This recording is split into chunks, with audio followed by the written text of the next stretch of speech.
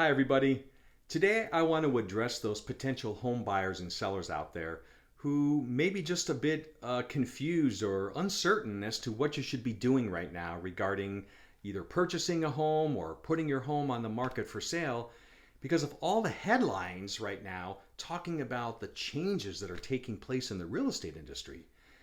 You know, as with anything in the news or certainly anything that you see online, there's typically more to the story beyond the headlines. I'm Tim DeBellis with DRE Real Estate, and I've helped scores of clients purchase and sell homes here in Sonoma wine country for over 7 years now.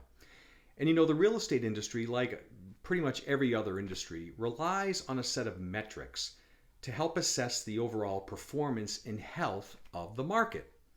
And one of those measurements that we're hearing a lot about in the industry right now, or even on the news, is about inventory and the increased amount of inventory that is coming onto the market.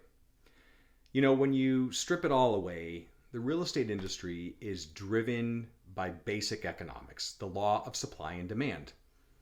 And for probably the better part of a decade and a half, we have been in a supply constrained situation, meaning there just aren't enough homes to meet the demand of buyers.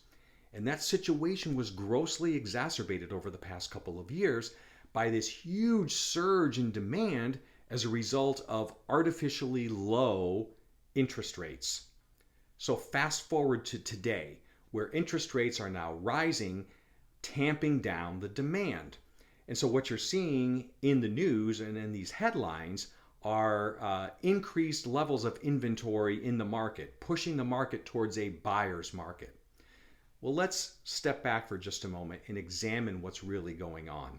So in the industry, inventory is measured by what's called months supply of inventory, a metric that doesn't just look at the number of units that are available for sale, but it's the relationship between those units and how quickly they are being purchased or absorbed. To put it simply, if there's 100 units of homes available for sale and they're being absorbed or purchased very rapidly, that relationship, that month's supply of inventory is going to be very low. On the other hand, if you've got that same 100 units of inventory available for sale, but the rate at which they're being purchased or absorbed is very slow, the month's supply of inventory is going to be much greater. And that's what we're seeing right now. We're seeing an increase in the month's supply of inventory. Now, that may mean that there are physically more units available for sale on the market, but it's not necessarily true. As I just explained, you could have the same units available, but if the rate at which those units are being absorbed is slowing down, the month's supply of inventory is going to be increasing. So I know what you're saying, Tim, geez, that's great and all, but why are you giving me all this, industry techno jargon stuff? And why is it even important to me? It's important because the month's supply of inventory is what determines the type of market that we're in, whether we're in a seller's market, a buyer's market, or a balanced market. And there are generally accepted ranges that define those different markets. For example, a seller's market is defined by a 3-month supply of inventory or less.